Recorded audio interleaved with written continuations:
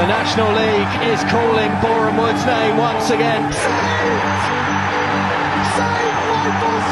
Scunthorpe are on the rise again. The iron is gleaming once more. Hello and welcome back, everybody. This is the National League Weekly Podcast. I'm your host, Josh Harris, bringing to you another roundup of all the drama, news and excitements across the National Leagues. On today's episode, we have another very special guest. Jasper Hudson, the media intern at Forest Green Rovers, joins us for today's episode. Jasper, thank you for coming on. No worries, thank you for having me. Tell us a bit about yourself and, of course, your role at Forest Green. I'm currently working as part of Forest Green's media team as an internship. It's relating to my uni course, so do sports journalism, and that's a good stepping stone, a good way for me to get some real experience working for a club and helping produce some media content for them. How did that opportunity come about for you? Our university and our lecturers are pretty good at giving us internships, so it was literally just a case of, in my second year, I applied to do Forest Green's women's team.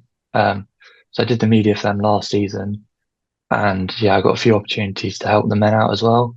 And then at the start of this season, he just reached out to me and said, I like what you've done. Would you want to do it with the men this season instead? Brilliant. Yeah. So of course, you say you're at uni. Where do you go? What do you study? And just tell us about the course. So it's the University of Gloucestershire doing sports journalism, and I think the course is pretty good. It literally covers everything. So we do some presenting work, some radio work, podcasts, but then you do written as well, social media. So it literally covers every base. And, for what it is, it's quite fun being someone who loves sport. I wasn't really sure going to uni what I wanted to do. So to get something like this is just so fun. Yeah, definitely. And, let's hear about your journey through sports media. Obviously, this isn't your first role. How have you gotten to this point and sort of, what are the stages so far? So before uni, I hadn't really done much. I used to run a cricket Instagram account that had a few hundred followers in my spare time. But didn't really do much before coming to uni. But since coming to uni, they really pushed take all your opportunities. So I've done some match reports on local non-league games for Gloucestershire Live. Obviously, I've helped out with Forest Green Women media last season, and that was a big learning curve for me. I think I was learning how to use a camera, do post-match interviews and all stuff like that. So it's definitely been a good experience. And I did read on your LinkedIn that you've worked in horse racing. Is that right? A little bit, yeah. So that was last year. I'm a big horse racing fan, and the guy at Gloss Live reached out to me and said, "We've got a horse racing story here. We've got no one to cover it. Would you like to do that?" So that was pretty cool for me. I got to go down to the racing yard and interview the guy there and walk and talk and look around. And so that was like my first real, it felt like I was being a proper journalist for the first time, which was pretty cool for me. Yeah, definitely. Are you from near Gloucester? No, I live in Hertfordshire, so it's a little trek up to uni, but it's definitely worthwhile. Okay, yeah, because of course, like in Gloucester and Cheltenham, that's where horse racing. That's the heart of horse racing, right? Yeah. So I didn't know if that was your kind of background. That's part of the reason why I came here. Because I just love horse racing. So gave me some nice off time. So obviously, out of all the sports you've worked in, what's your favourite sport? I think football. Obviously, Got to be football, isn't it? Yeah, I did a bit of cricket for Gloss Live as well, covering Gloucestershire's T20 Blast, and I love cricket, but I think there's something about football, you just can't beat it. I think the atmosphere is definitely a big part of that. It is one of the best atmospheres of any sport, football. Yeah. And so obviously at Forest Green, you kind of dabble in loads of different things.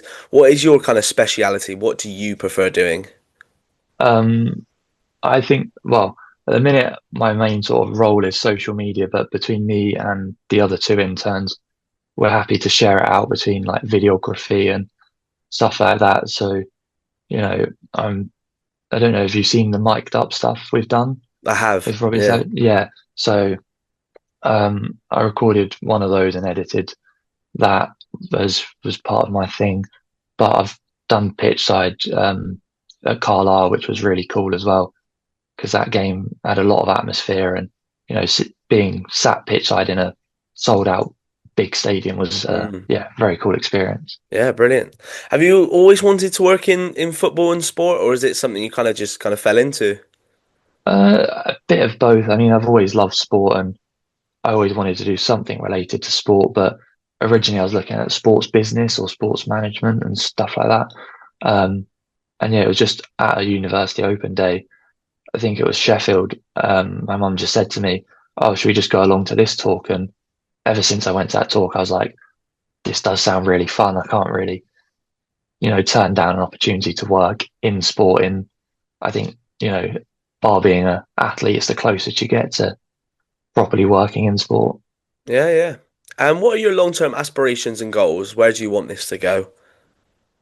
I do really enjoy doing club media. I think, following a team and being part of it. So I'd say sort of, plan for the next few years is try and get involved with the club and sort of become part of their media team and sort of be part of that journey. Yeah. Would you ever want to move kind of anywhere else in terms of, on the football pyramid? Would you ever, in 10, 15 years, whatever, would you like to be managing a Premier League team, social media, something like that? Yeah, I mean, that'd be great. I think it's just take it how it comes. You know, I think Forest Green is a really good level to start at, Yeah, definitely. National League, but there's a lot of coverage around them, Mm. especially with Robbie Savage now in. So I think it's building good skills and hopefully, it's a bit like a football manager. You just, start at a level, do the right things, impress people, and then hopefully you'll move up throughout the ranks. And you just touched upon Robbie Savage there. When he was appointed as head coach in the summer, what was the feeling like around the club? Very exciting, I think, So the first game I did was Solihull away, and instantly you could tell there was a buzz. Like the fans were there early, meeting the players as they're coming in. It felt like a big deal, I think, and it is because he's a big name, and obviously he's not managed that long, but he does have a pretty successful record. Yeah, definitely. What do you like about his kind of style of play? Do you think it suits a team like Forest Green? Yeah, definitely. It's a very, they try and play football when they can, but he's so positive and encouraging. He wants his team to attack, get forward, score goals, which, is a huge thing. And so for the most part, it's been pretty successful this season. The team is scoring lots of goals and there's lots of good players in that team. Yeah. Now, into your second season with Forest Green, could you tell us some of your favourite memories so far with the club? Which ones stand out for you? I think, pitch side at Carlisle was really cool because that was like the biggest stadium. It was on the zone as well. So it was a long old day, 9-hour round trip, 5:30 kickoff. But it's at the end of the world, isn't it, Carlisle? It's just like, right. Yeah, it felt like we're driving forever, Yeah, so. yeah.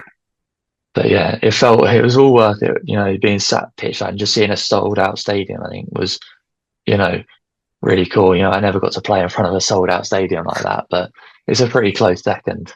Yeah. Did you ever play football when you were growing up? Yeah, I played a bit, but never quite made it. So now I'm trying as a journalist instead. Yeah. Did you play academy football or just have a go grassroots? I was close to academy. I had a few trials at Ipswich, Norwich, and Brentford, but yeah, nothing ever came of that. Played in the FA Youth Cup, which was sort of a highlight, but yeah. Yeah, brilliant. Yeah. Who did you play for and against?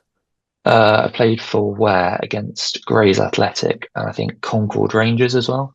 Okay, yeah. The two games we played. Concord Rangers, is that the? I might be really off the market. Is that the Cal the Dragon team? No, maybe it's not Concord Rangers. I can't remember. I might be off the mark. I might be miles off it. Maybe it's not Concord. It's Concord something, I think. I'm not sure. I'm sure I remember Gareth Dragon playing for Concord. Yeah, maybe that's what I'm getting mixed up. Yeah, maybe, yeah. But yeah, so obviously this season it's been going really, really well. What do you think are some of the reasons behind that? I think the whole atmosphere at the club has changed. It's so positive. Robbie, he greets everyone. When he does his pre and post match, shakes all the media's hand. So yeah, it's really the whole atmosphere at the club is just so positive, and that really does show onto the pitch. Yeah, absolutely. So obviously, there's been some new signings brought in this summer. How impressed have you been with them? And which ones have stood out to you particularly? To be fair, most of them have all been really impressive. I think the main one that stands out to me is Harry Whitwell. He is an unbelievable player. Um, you rarely see a game where he doesn't look the best player on the pitch. He's so classy, really. Yeah, really taken me by surprise how quickly he's sort of adapted to senior football, but also how strong he is.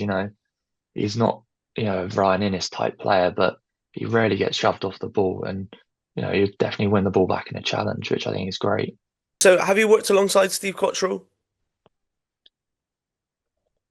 Yeah, yeah, I did a few games helping out the men last season, so yeah, I worked with him a few times. What was it like, along someone like that, a proven manager at this level and above? Yeah, he's very different to Robbie Savage, but he was a very good professional. He demanded a lot of his players, and for the most part, they gave that back to him. And it was a very sort of different system to Savage, but you have to give him credit. He it didn't quite work out, but he got good results, and the team were playing well. And yeah, he was, the best word to describe him was an absolute professional. Yeah, definitely. I'm kind of from South Bristol area, so Steve Cottrell is a very known figure. Yeah, Obviously with his time at Bristol City, so yeah, we love him. We love him down here. So yeah, it was a shame last season, of course, because it kind of looked like the momentum was with Forest Green and maybe to get to that playoff final and then maybe win it. But did you go to that semi-final game? no, I wasn't at the semi-final game actually. No. Well, yeah, No, no. that was I a I bit of a shame, but Yeah, it looked it. I think it was on penalties, wasn't it? yeah, Yeah, yeah, it's yeah, I think tough. so. Yeah, that is a tough one. And this season, I got drawn in the FA Cup away at Luton. What a draw Yeah, that is. What was that experience like for you and everybody at the club? Did you go? yeah. So thankfully, I went. It wasn't too far for me. Obviously living in Hertfordshire, so I got to spend the weekend at home, which was nice. But again, I mean, being on TNT, seeing all the I mean, there was a silly amount of pre-match interviews going on, and so many people. But yeah, that was really cool experience. But yeah, I just couldn't believe how much goes into it, really. Yeah. Well, tell us about that. What was the process like? So we got there, obviously plenty of time, and it was mainly, you know, my boss was making sure Robbie Savage was getting to all of his interviews in time. There's just so many of them, and you're trying to get all the usual content, and it's just so much harder because there's cameramen everywhere, interviews taking place, and it's quite cool seeing like Laura Woods and Joe Cole presenting, which is something maybe you look to do. So seeing all that going on is quite cool. But at the end of the day, you've got to sort of still make sure you do the right stuff so that the fans aren't missing out. Yeah, definitely. And were you in the away end? I was pitch side in front of the away end, so Oh, I brilliant. mean, yeah, I saw literally all the goals, um, bar one, I think. So the atmosphere was great from the fans. Even just the first goal, you'd thought they'd have equalised or something, and it just got better every time.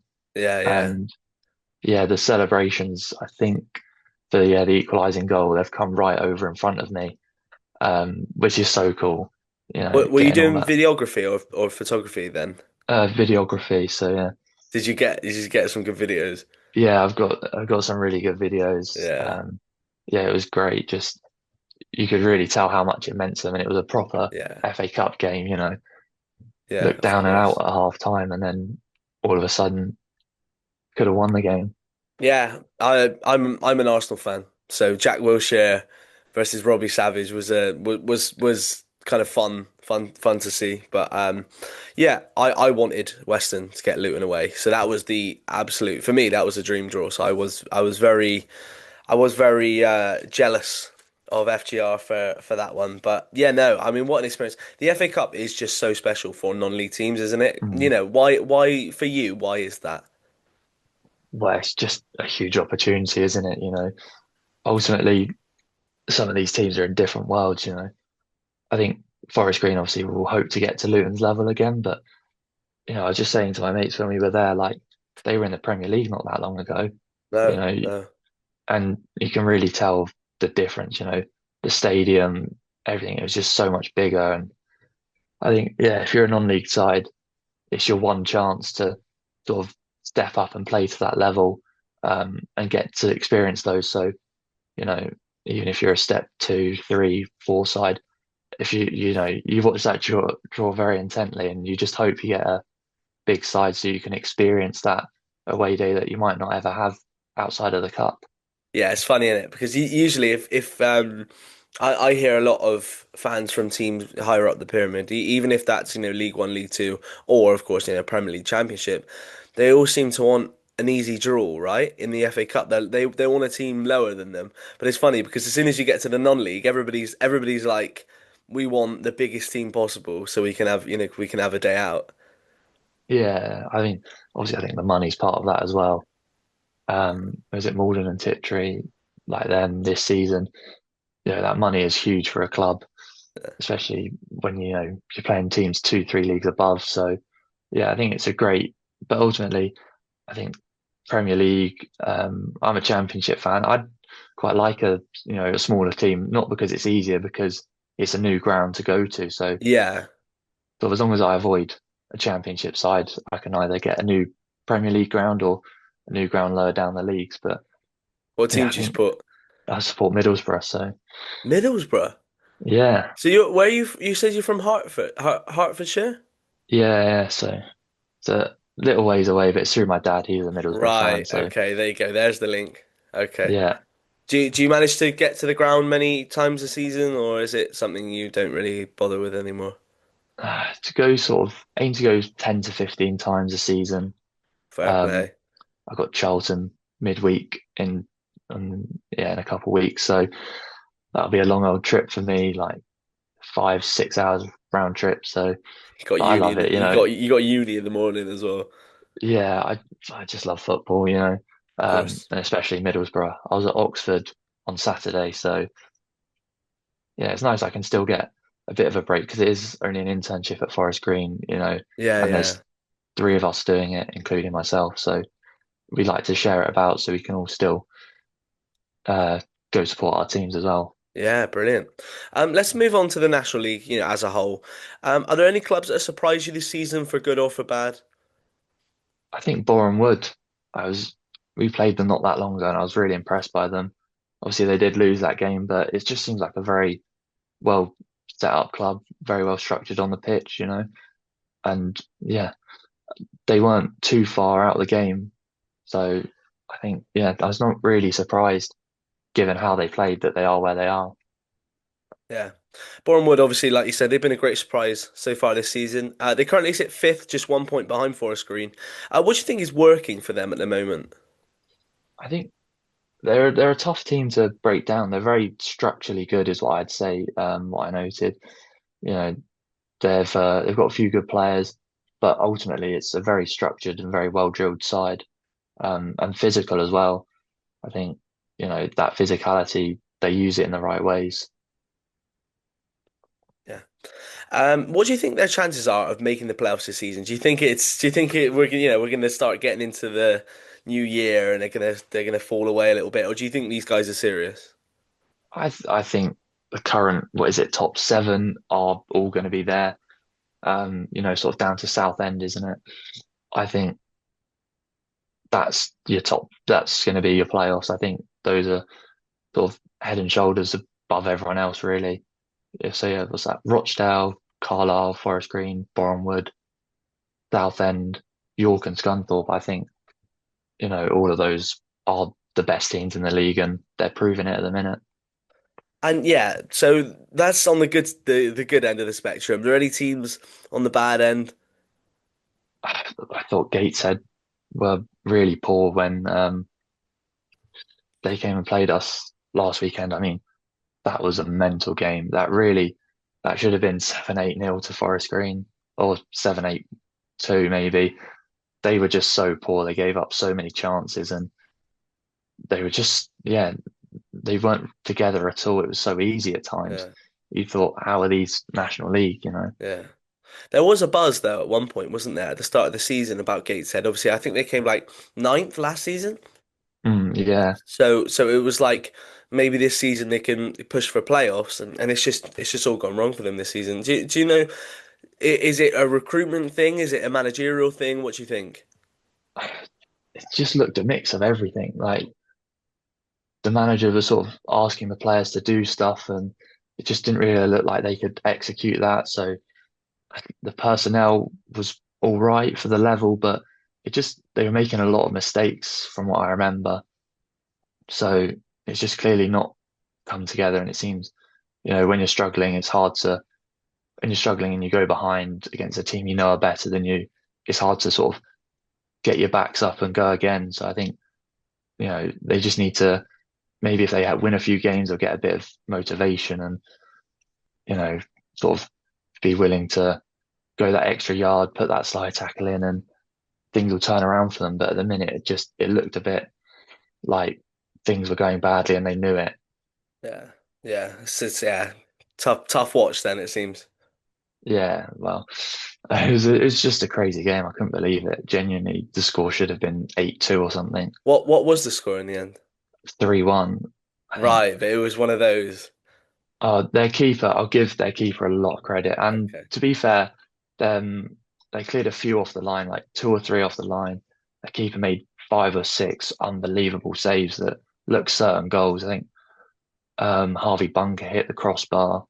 Um, and yeah, fair play. They managed to come away from it with a goal in the end. Yeah, fair play. Aldershot, what a mess they seem to be in. They've lost seven straight games in the league and are still winless after the departure of Tommy Widrington. It's obviously a big loss for them and quite an unexpected one, but they would have been hoping for better than that, I'm sure, Jasper. Yeah, I think I was at Coleman's first game. I think it was the game after they sacked the previous manager. Yeah, and they weren't bad. Like they kept it pretty tight, kept themselves in the game. But once that first goal went in, I think it was an individual mistake.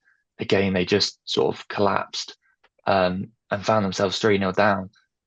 But, you know, without that, it could have been a very different game because once they made some subs, they regrouped, they went again, and they scored two goals and they weren't far off getting a third. So, I think if they'd cut out the individual mistakes and sort of been able to respond better to going behind, then, it'd have only been one or two down and they could have come away from the game with a point or the win. So, when they played us, it was a bit like, the cliche tale of two halves. The first half completely out of it, and then the second half they made some subs, and all of a sudden they became alive and they showed they could attack. To be fair, I think first half they were very reliant on set pieces, but second half they showed some nice attacking play and were able to create some chances. And fair play, they finished two of them off. So Yeah, Tommy Widrington, that whole situation didn't make a lot of sense to me, obviously outside looking in. But there was it was a resignation. So he came in and said I'm leaving, and he went to Eastbourne, which is a team in the south who are now bottom of the south. So I mm, didn't understand that. Is it a money thing? I don't see how Eastbourne can be paying more than Aldershot. I know he's been there before. I know Tommy Widrington, he's been there before, but it was really odd. I thought, and I, mm, I actually spoke. It was interesting. I actually did a podcast with a a person on a media team at Aldershot literally 2 days after he resigned, and he was saying, we don't know anything. We haven't been told anything because it was quite a weird. I think it was a weird situation, but I don't know. How much have you read into that? I've not read massively, but maybe a bit more of a project. I think Aldershot ultimately they're 23rd in the table, and you know it would take. It's not out of the question them staying up, but it'd take a lot of effort, and you know there's other projects, especially in the lower leagues, that you can build over 2 or 3 seasons and hopefully take up to that level. Yeah, yeah, definitely. I mean, hopefully Eastbourne don't then go and get relegated with Tommy Widrington.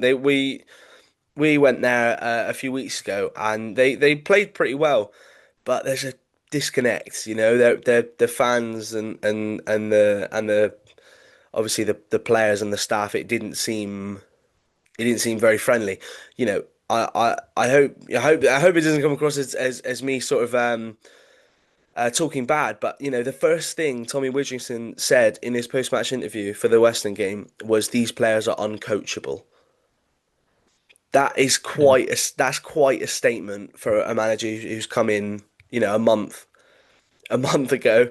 So there's something going wrong there. So hopefully that turns around. But we're only sort of 8 months removed from Aldershot's FA Trophy win at Wembley, and yeah, yeah, that seems a long time ago now, doesn't it? When you look at the table, particularly.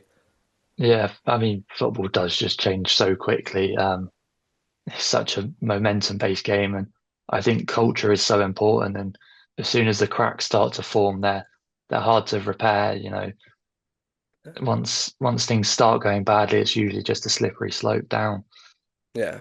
Moving on to Morecambe.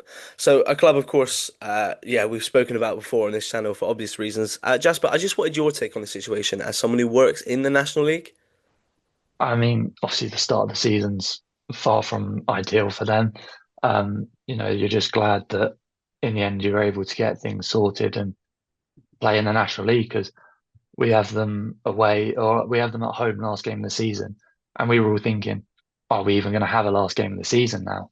You know, on that final day, or are we just going to be sat watching the results come in?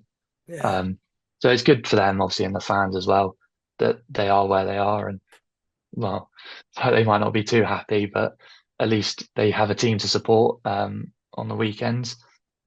But I think, yeah, it was a bold statement made when he came in. He said, "Be one of the best teams in England, Yeah, or yeah, one yeah. of the best footballing sides." So, but I don't think they're that bad. Obviously, they've had some shocking results, and it seems there's just a bit of disconnect. 'Cause I think at times they can be quite good, but other times they just you come away from games and thinking, how have you done that? Yeah. Yeah, definitely. It is a weird situation, and I have spoken about it previously, but yeah, the when the results are bad, they're really bad. That's the thing with Mm, Morecambe. When it's a bad result, it could be like I think there was a week where they lost like 4-0 and 5-0 or something along those lines in like a week or something, and it was. Yeah, that yeah, didn't look great, and it's crazy. They didn't play their first 2 games of the season. They've not been very good since then, and there's still 2 teams below them. yeah. It's crazy. Well, I know the two games you're on about. It was a 5-0 loss to Truro and 5-2 to Gateshead, which 10 goals across 2 games. And yeah, you're just watching it come in. You're like, at the start of the season, obviously the expectation was once they'd sorted out the off-field issues that they'd be Yeah, quite a good side. So I yeah, think you're yeah, just watching it come in, you're just thinking, what is going on for them? But yeah, at the same time, they've turned it on. Uh, yeah, but I just think they're struggling to beat the big teams. Um, you know, coming away, well, they're struggling to beat everyone, in yeah, fairness to some yeah, degree, yeah, yeah. but especially the big teams, and they're conceding a lot of goals, which is the issue.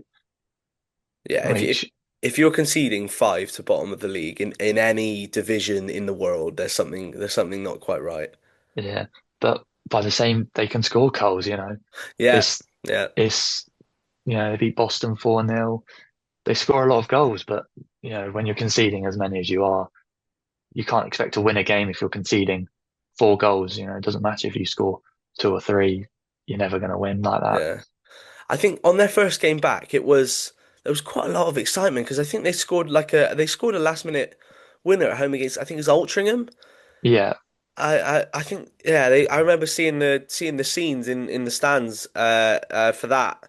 I mean there was so much excitement about the Mm, club's back and maybe they might do well this season and then they lost four in a row. So it's a yeah it's I just don't know what the obviously the project you understand what the project is, mm, but I don't understand what they're going for this season, right? Because it doesn't seem quite right. And I was very much against the sacking of Derek Adams. I get it, a new regime, you want to bring a new face in, but I did feel for Derek Adams, particularly after, he stuck with the club after yeah. all the mess and the kind of turmoil that they were putting him and the players and the staff through. So obviously wish them well, but yeah, it is a weird one up north. But yeah, let's move on to the north, the National League North, shall we? Newly promoted Merthyr Town are defying odds, let's say, so far. The Martyrs Yeah. from Wales sit in third place, and they are 7 points ahead of fourth place. How crazy is this one? Yeah. I mean, well, they're scoring goals for fun, aren't they? So Mm, that's always a huge plus. Yeah. When you score as many as they are and you've got a striker like they do, that's it, like 18 goals in however many games, yeah, 17, something like that. It's ridiculous. So that's always a huge plus, and that builds a really good, you know, fans want to come, and the fans are on your side when you're scoring goals and winning games. And I think again, it just comes back to that culture. It seems a really great place to be at the minute as a player, manager, coach, fan. So when everything's going that well, it's hard for the results not to come, even when you don't play well. You've got that extra bit of motivation, that extra bit of luck that just yeah. seems to come your way. Yeah, and what makes their start to the season even more impressive for me is the amount of travel that they have to do. Obviously, being put in the north, they could have easily been put in the south, but obviously for divisional reasons, they were assigned to the north. But when you look at their travel compared to most, their average away trip is 250 miles round, and that isn't seeming to have much of an effect on them. As a sort of comparable, Western's longest away journey, I think, is Chelmsford, and I think that's like 280 miles or something like that. Mm, So for them to be doing 250 every week in a division that is supposed to be, regional, it's it's not seeming to trouble them, and that has been a problem for other teams. If you look at Truro, obviously they've got it mm, a lot. They have got it worse. They've got it yeah, really, really bad. But you know, as an example, they've really struggled with the travel, and Merthyr just aren't. So yeah, it's really interesting. yeah. Well, I think, you know, again, you're traveling all that way, but when you're winning and you're flying up the table and you're scoring goals for fun, it makes it a lot easier. And Yeah, yeah, at the end of the day, as far as they travel, those teams have to come to their place and do the long away trips for them. So yeah, it's good. You got to capitalize on the home games, and make sure when you go away that you do get those results and sort of you don't give up chances because it's a long way to go and sort of come out of the game thinking, oh, we should have got more there. yeah, definitely. And I saw a couple of weeks ago that they beat top of the league South Shields 3-1. Now, South Shields haven't conceded very many goals this season. At one point, I think this was probably about a month ago. At one point, they actually had the best defensive record in any of the England's top six divisions. So it was yeah. I mean, I thought that was really impressive that South Shields had to go to their place, and they're seemingly becoming quite a fortress in that division and they won 3-1. So yeah, fair play. I know they did bring in some players over the summer, but I mean, if you get promoted and you don't spend money, then it's not Mm. gonna go very well, is it? So you can't blame him for that. But any more to add on this one? Well, when you add in new players, it doesn't always go your way, Of It course. can have the adverse effect. It seems so simple. I will just bring in a load of good players and well, but it doesn't always work out that way. So I think, similar to Forest Green, when you're bringing in new players and bringing a lot of them, you've got to make sure that you get that right and it gels and it works well. And they've definitely done that in their case. They're scoring goals for fun. But yeah, it's credit to South Shields as well. Only conceding, I think it's 14 goals Yes, I in did just have a 19 look games. actually. Yeah, yeah. Yeah, it's unbelievable. They've been, you know, they're top of the league, I believe, for that reason. Defensively, you're always going to have an advantage in the standings if you don't concede. So Yeah, absolutely. And they're not actually even top three for goals scored. It's just the defensive record that's really been kind of winning them games this season.